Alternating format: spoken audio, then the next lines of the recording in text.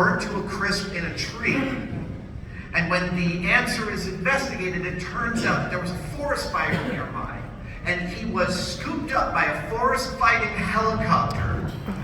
This bad boy right here is Sikorsky, using this giant hose that pumps 2,000 gallons a minute. And we wanted to test this story. We wanted to go to a swimming pool. We wanted to get this pump. We would take Buster, crash test dummy that weighed the same as a person, and put him in the water and see if we could get him sucked onto this giant hose. And it might not surprise you to find that there was nobody in the world who wanted to lend us one of these pumps.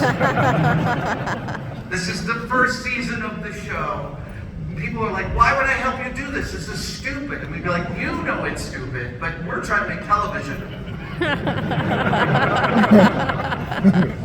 And exactly.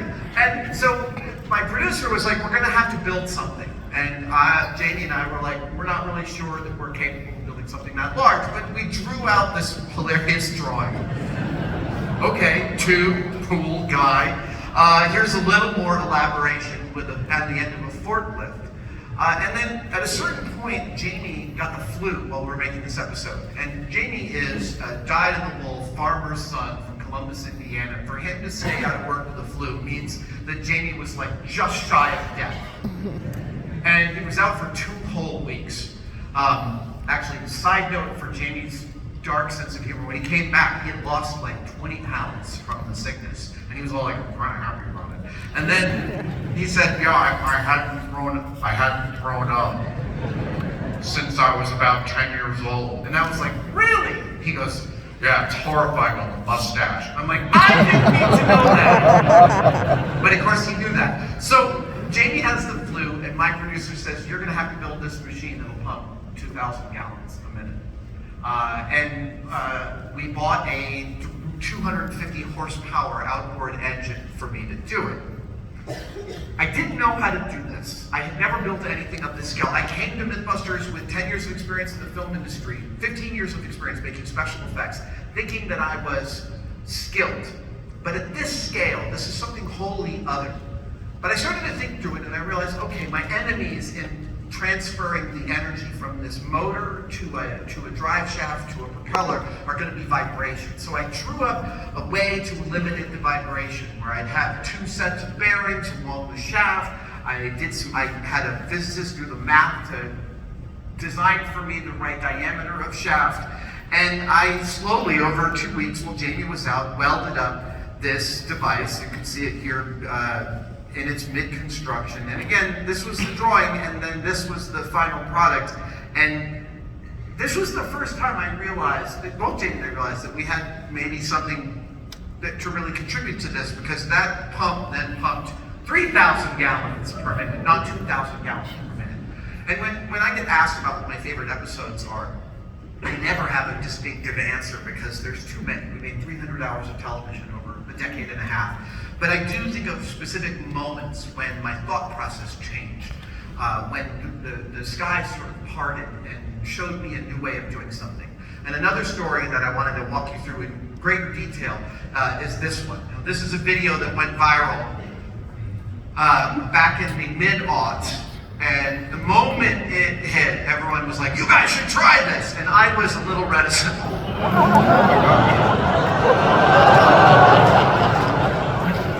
Oh my God. For obvious reasons.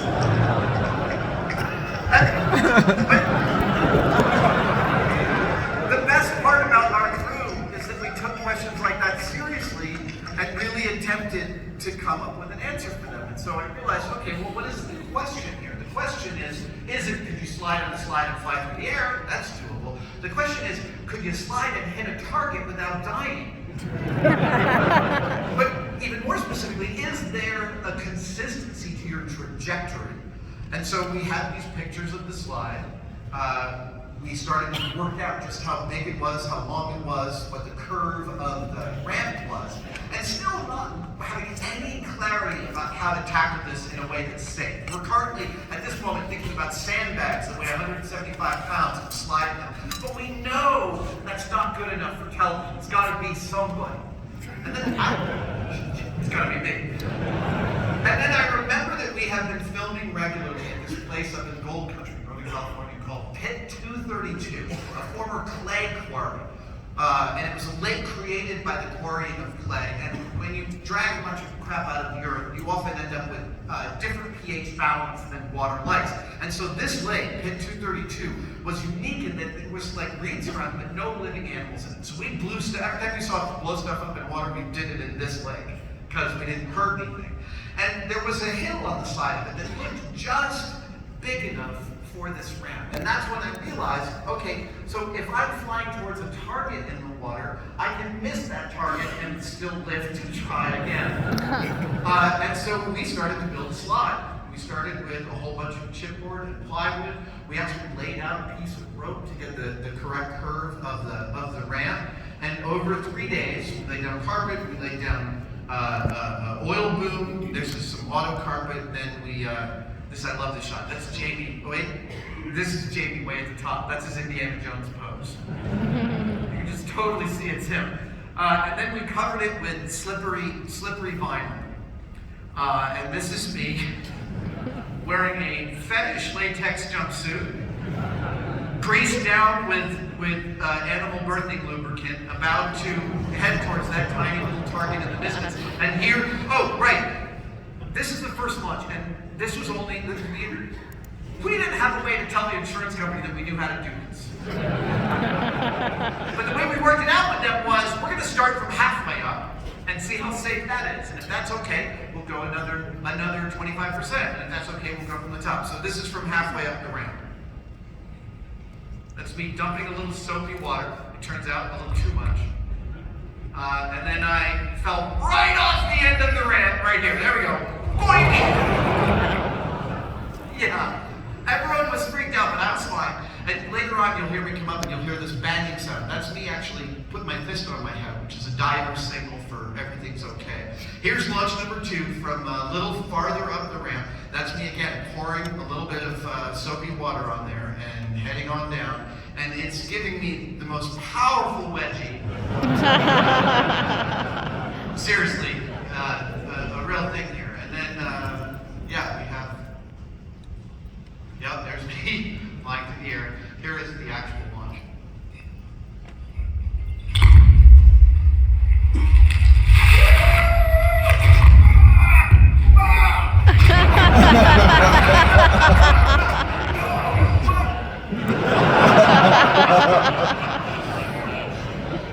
Here's me coming off that same launch.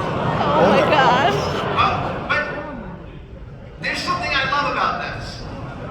Can we play this one more time?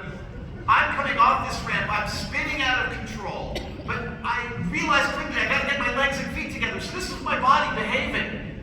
My brain remembering under the stress to like get your feet together, get your hands down. It'll be safer and better if you land that way.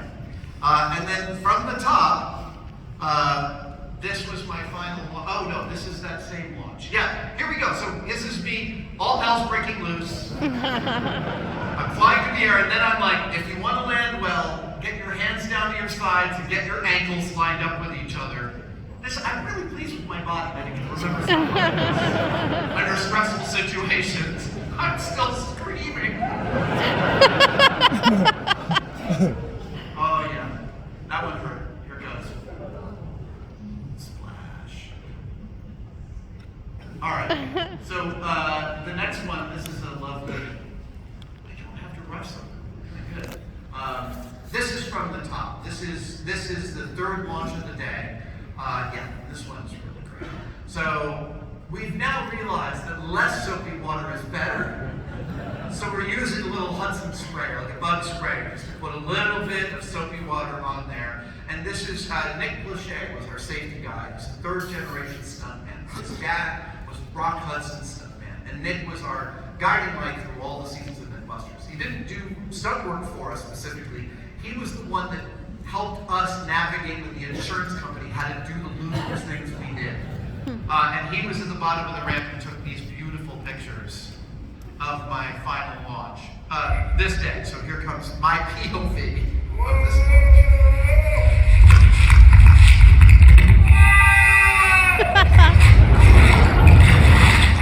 Just absolutely perfect launch. Could not have been better. I'm feeling really I'm sort of high as a kite from the adrenaline rush. But the problem is this is just day one. We've got 2 more days of work to do, or 1 more full day of work to do here. And I was a little cocky. So here is the launch the next morning as we're target practicing. And I'm trying to hit the same target, but now I'm so cocky, I forget how hard this is.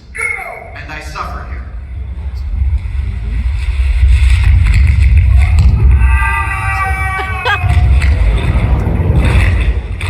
So, this is the first time I have flown the full 70 feet through the air and into the water raw. So let me tell you what happens when you do that. You get an instant headache that lasts for the rest of your day. The water itself was really cold. It was like 48 degrees. So I'm super cold. Even though I'm wearing a wetsuit and latex on top of that, I'm super cold. I have this terrible headache. And at this moment, just after this launch, the camera boat loses their primary motor. And the only motor they have is one of those little tiny pump-up motors from your raft in the pool. And so the camera boat is headed towards me like this. And I'm pissed. I'm uncomfortable. I feel awful. This really hurt. I'm wondering what went wrong. And it's all my hubris coming back to just bite me nicely in the ass. Here is another view of the same launch. Oh my god. Overcorrecting. I think we have one more here. Oh, that's just showing it again. And then, this was Jamie's last jump. And if you watch closely in this one, you'll see the camera come off Jamie's head-mounted camera mount and film him as it's sinking. Sorry about the camera. Guess it's now or never. Here we go, and 3, 2. I love that you can see his mustache at the bottom.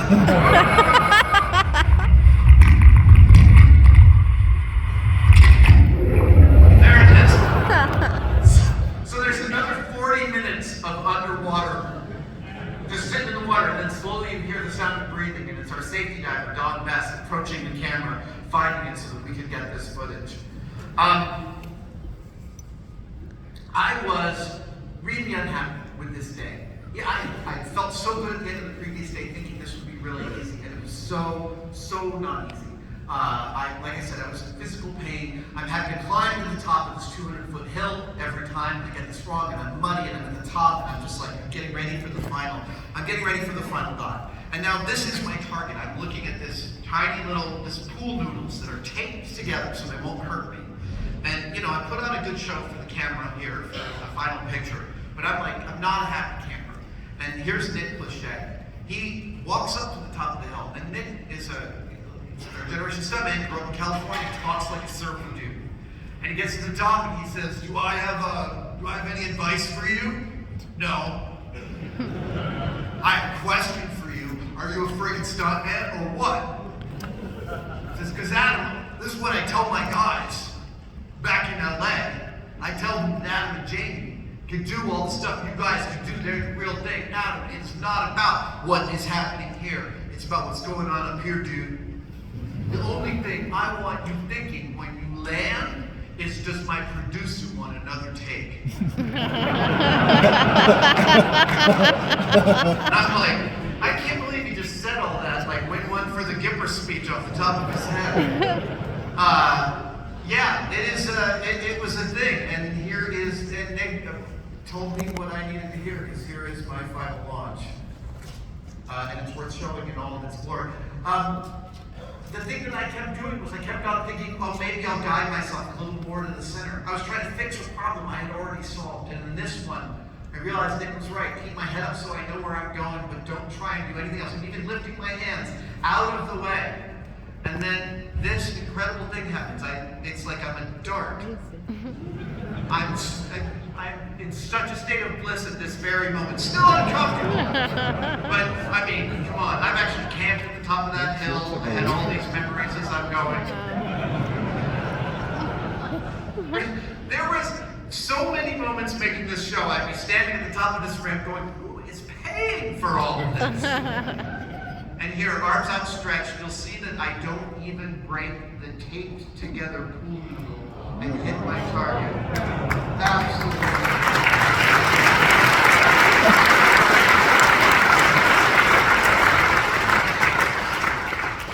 So, what does all this have to do with engineering? The fact is that the show made Jamie and I both realize that we are engineers. I've come to understand that I'm an engineer and I'm a scientist. Without a degree, I'm a gentleman scientist and engineer. I've been asked a lot, are there any people who have an issue with you calling yourself an engineer? I said, yeah, there's a very specific subclass. They're called grad students. Nobody else minds, because it's a framework that we were given by making this show. This framework of iteration and tackling problems where you don't know how to solve the problem, but at least you know what the next step is.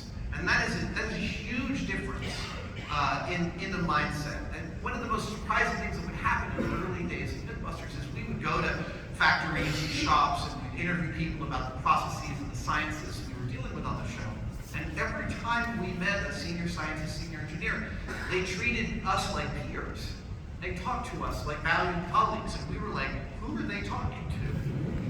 And then slowly, over the time of doing the show, we recognized this mindset of what I consider to be one of the oldest human endeavors, and that is exploring and engineering and iterating inventions to make the world a little smaller, a little closer for us.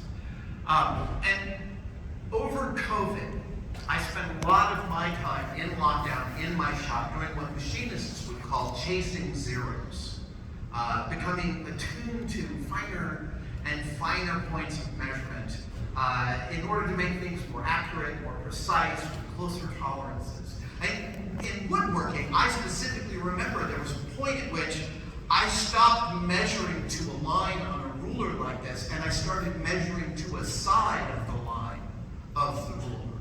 That like the width of the mark has depth, and I can accommodate for it and use it as information.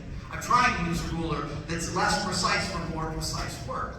But it also calls up a really interesting story, because by 1890, the Industrial Revolution had already had its first blush, and there were factories all over the world making really incredible machines and carriages and internal combustion engines and watches and things like that. And they were using equipment, none of it more advanced than a set of vernier calipers.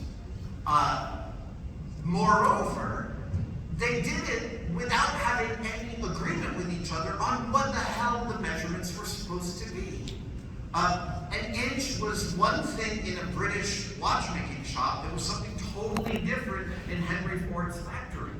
And there was no real way in which for people to, back then, agree on this. So right now, it's astounding to me that we got anything done without being able to agree on that, but we did. And there was a standard. This is me holding the standard British yard, built in 1847. This was at the Royal Society last October.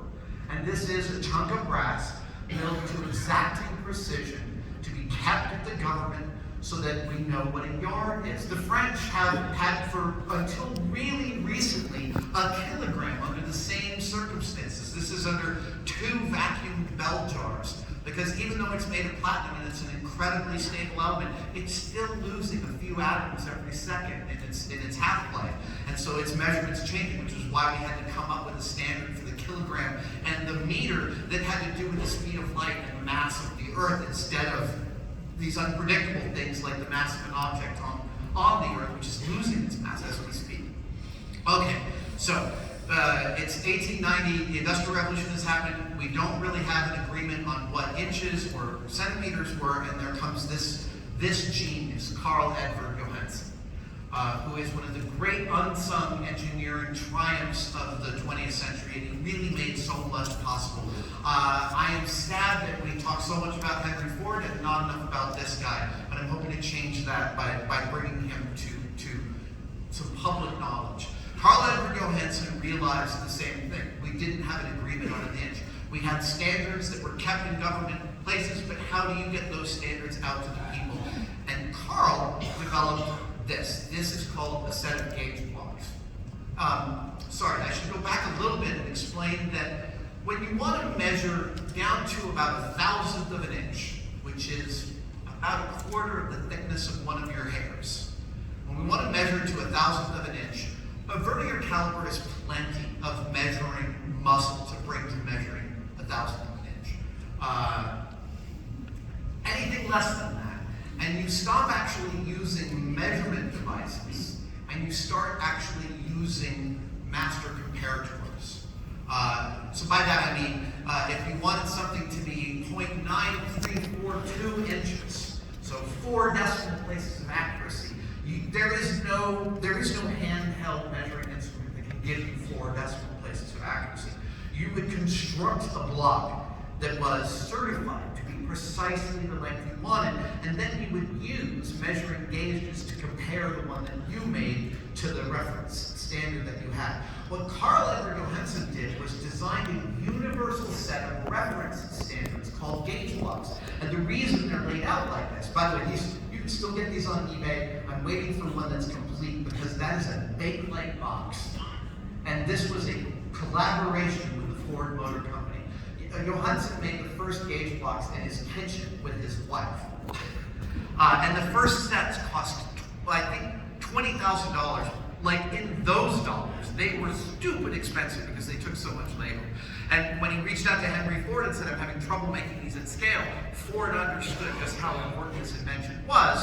And these are CEJ Ford Joe blocks, they're called. Joe blocks is a shorthand for Johansson. And so with these gauge blocks, with this arrangement of them, you can create any measurement to 4 decimal places from, I think, like 50 thousandths all the way up to 4,000 thousandths, a 4-inch gauge block. And then you can use these reference standards to build the whole world. I can use them in my shop. You can use them in your shop. We can build 2 things that will fit together. And this fundamentally changes the scale at which things can get built. Now, I wanted to talk a little bit about how gauge blocks actually work, because when you want to create this reference standard, you've got to stack them. But you don't just stack them. You don't just stack them one on top of the other. It's not that simple. You stack them through a process called ringing, and I want to show it to you here. I have a set of gauge blocks. I have 2 sets of gauge blocks in my shop. I have steel ones that are B grade. They're like $150 for the set. But I have this set of grade 0 gauge blocks. And these are, a set of these is about $5,000. I did not pay for them. Mitutoyo, the maker of these, asked me if I wanted some piece of their measuring equipment. And I said, if you would allow me to be the steward of gauge blocks, I would. These are ceramic gauge blocks. They're ceramic so that they are incredibly stable from a temperature standpoint. And the business end of the gauge block is right here on these 2 flat surfaces. So this is a 1-inch and this is a 4-inch. And I want to talk just for a second about how flat this surface right here is. This surface is so flat, it's really hard to conceive. If this surface was the length of Manhattan, if it was 22 miles long, I can tell you from looking at its certification table, it would have a variance of less than an inch across that entire field of 22 miles. And they're so flat that when you want to join them together, what you do is you bring them together at a 90-degree angle, and you, under a little bit of pressure, you twist them. Hold on. It is a very, very sensitive operation. Are you not looking at me now? Always like this. Okay. Oh!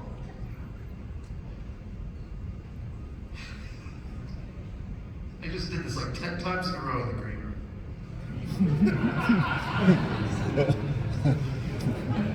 It's on brand. Here we go. So, bring them in.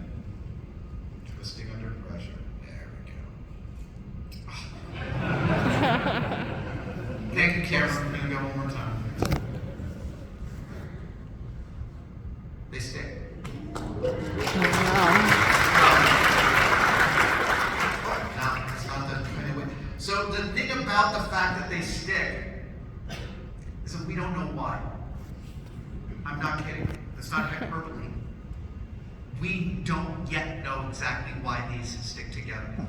It's not magnetism, because these are ceramic blocks. And they stick just like steel blocks do. It could be van der Waals forces, it could be the weak magnetic force, it could be the molecular force of the flatness bringing molecules in such close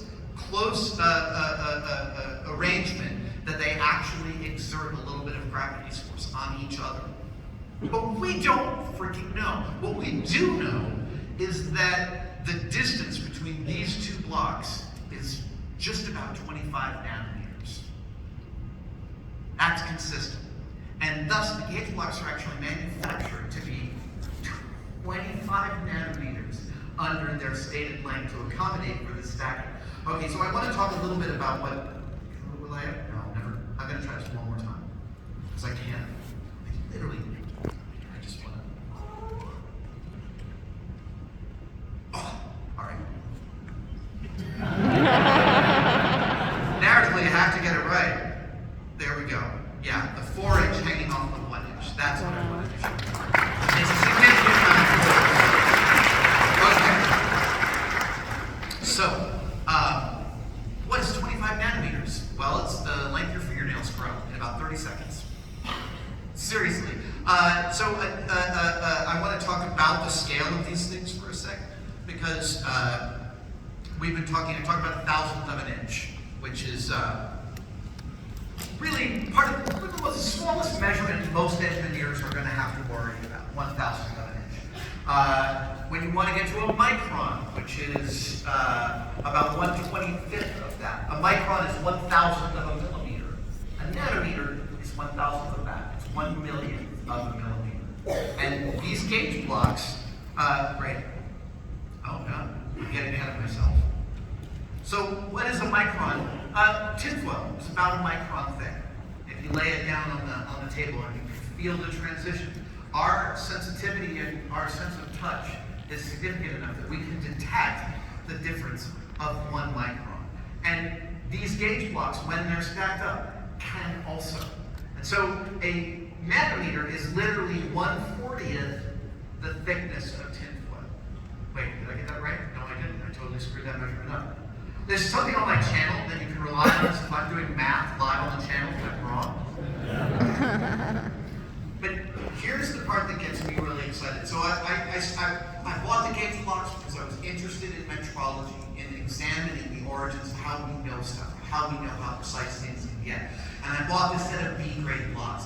And then I did a video about upgrading my measurement equipment, and Midgetoya reached out and said, would you like a set of gauge blocks? And I said, yeah, and they sent me these beautiful ceramic blocks. And then I was looking at the certification for one of my sets, and I realized that there's a very specific thing on it where it says all of these measurements are at 20 degrees Celsius, or 58 degrees Fahrenheit, 68 degrees Fahrenheit. And so I didn't realize why that was significant. I mean, I've always known that the main cables of the Golden Gate Bridge are 7,900 feet long. On average, in the middle of the day, in fact, they are 16 feet longer than they are in the middle of the night because of the thermal expansion of steel, of the 30,000 cables that make up the Golden Gate Bridge cables, which are still, by the way, the longest bridge cables ever built by humans. Those are 16 feet longer in the middle of the day. The whole height of that deck changes because of that. I've always known that fact. I've always loved how surprised I was the first time I heard it. And pretty much this goes to the soul of the whole reason for what I'm talking to you today, because I get an endorphin rush at understanding these scales. I find it really pleasurable to be able to see the world and see it moving at these scales. And a few weeks ago, I was looking up Carl Edward Johansson again, because I get obsessed about something. I go back to that watering hole over and over and over again, and I found out you could buy gauges built by Carl's company from like 1920s. And I bought them. This is a 1 micron gauge from 1920, made by Carl Edward Johansson's company in Sweden. And just to give you some scale, you can see to the right at about the 2 o'clock point, you'll see a little number 1, and then down at about the 4:30, you'll see a number 2. That is 1,000th of an inch and 2,000ths of an inch. So this breaks thousands down into 40 further increments, down into one micron increments.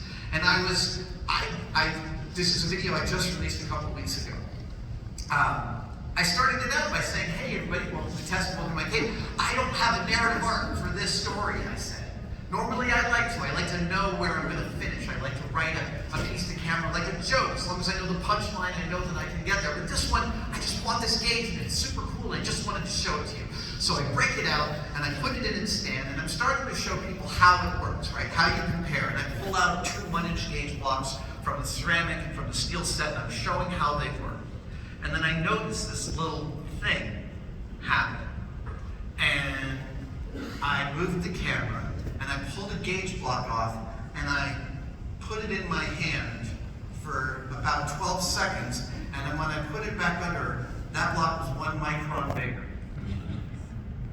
And I was like, well, there's my narrative flourish. There's my narrative arc. Holy shit, excuse me. But then, like, the body heat from my hand in 12 seconds is enough to make this 1-inch block of steel measurably expand. And then as I was talking about it, as I was speaking to camera about it, you can see the hand drop it. This is a video, you go to my YouTube channel, test it, and see this video right now. This thing is dropping. I have had fewer moments on camera like this that I was so thrilled by. And this is the part that really floored me, and this is where I felt like the ground shift beneath my feet. The reason the certification for the gauge blocks is at 68 degrees Fahrenheit, 20 degrees Celsius, is specifically because there's no such thing as a measurement. That what we often consider conversationally to be the most unassailable thing, that is 1 foot long, this is 2 miles wide, that is 16 pounds. None of those are real numbers. They are all completely illusory, and they're based completely on circumstance, because all measurement is a compromise of circumstance. And just as we learned, I think that the abiding lesson we learned about politics in the last few years is that, holy crap, civilization runs because we've agreed to be nice to each other. And the moment we stop, so does it. And that's shocking to realize that there are no real rules or back of the box, that it's really about civility. The same thing exists within engineering. These measurements are only useful for shops to compare to each other because they specifically agree with each other on what the parameters are. And I swear, listen, I woke up on Thanksgiving morning 2 years ago understanding this for the first time, and I felt like the ground shift beneath my feet, because I think that is a really beautiful thing, especially when you consider that the 16-ton James Webb Space Telescope can launch from Earth after 10 years of labor and billions of dollars by tens of thousands of brilliant men and women, and it can land at the second Lagrange point 2 million miles from Earth, 4 times the distance to the moon. And it can sit out there and unfurl over 500 separate processes, each one of which was enough to stop it from working. That's 500 mission-critical processes it has to unfold before it's ready to take photos. And then it starts to be able to show us our galaxies from a vantage point we've never been able to see before. All the streaked stars you see in this picture, those are stars who are distorted by the gravity of the bright 2 stars you see in the foreground. By the way, this is a neat party trick. If anyone shows you something and you wonder if it's taken by Hubble or the James Webb Space Telescope, the way you can tell is that the James Webb Space Telescope has 6 points on any light kick that it has, and the Hubble has 4, and it's because of the aperture of both of those telescopes. But those streaky stars are the gravitational lensing of galaxies in the foreground, allowing us to see galaxies at the very foundation of our universe. This is something Einstein posited was possible by thinking about it. And then 80 years later, we're able to go back in and take see our own solar system, this is Uranus, with rings around it, and see things that are better the imagination. And this is all because a whole bunch of humans have agreed on what measurements are and what they mean, and it all starts with something as simple as this. Thank you guys so much for